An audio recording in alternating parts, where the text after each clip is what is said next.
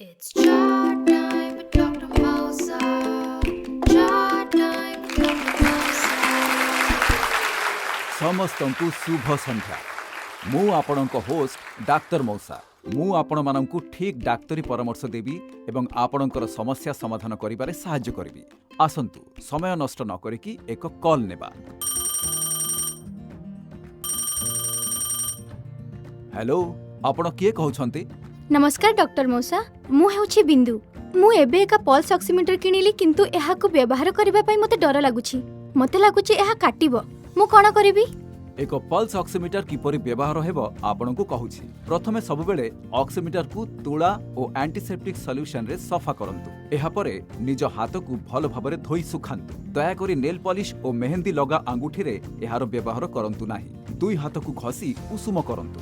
आराम रे बसी 5 मिनिट विश्राम नियंतु। तापरे एहाकु ऑन करंतु। धीरे धीरे निज बीसी बा मझी आंगुठी को ऑक्सीमीटर भितर रखंतु। एहा परे संख्या गुड़िक स्क्रीन रे देखा जिवो। ऑक्सीजन स्तर बड़ अक्षर रे और हार्ट रेट छोट अक्षर रे देखा जिवो। मने रखंतु दिने 3 थर ऑक्सीजन स्तर देखंतु। बिना सिम्पटम्स बा टीके सिम्पटम्स थिले भी आपण जांच करि परिबे। जदि आपण 96 रु 100 भितर संख्या देखंती तेबे सब ठीक अछि। जदि बारंबार जांच कम ऑक्सीजन लेवल देखाए तेबे ऑक्सीजन रो आवश्यकता अछि। पेट माड़ी शुअंतु एटा आपणको भलरे निश्वास नेबारे सहाय्य करिवो। जदि आपणको ऑक्सीजन लेवल 90 रु 93 भितर रहुछि तेबे ऑक्सीजन सुविधा थिबा स्थान को जांतु। जदि आपणको रीडिंग 90 रु तळे रहुछि तेबे आपण हॉस्पिटल जिबा दरकार। आपण बुझिले बिंदु जी? हां डॉक्टर मौसा। भल परवर्ती स्टेप कोन जानछंती?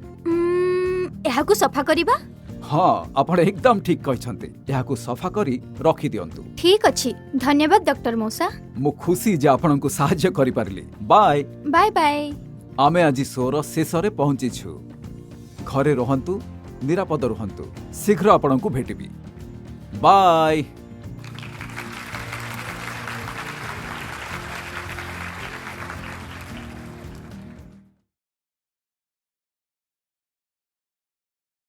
नमस्कार जदि आपनको वीडियोटी भले लागिला तेबे तळे थिबा लाइक बटन ने क्लिक करंतु। सब्सक्राइब करबा को भूलंतु नाही।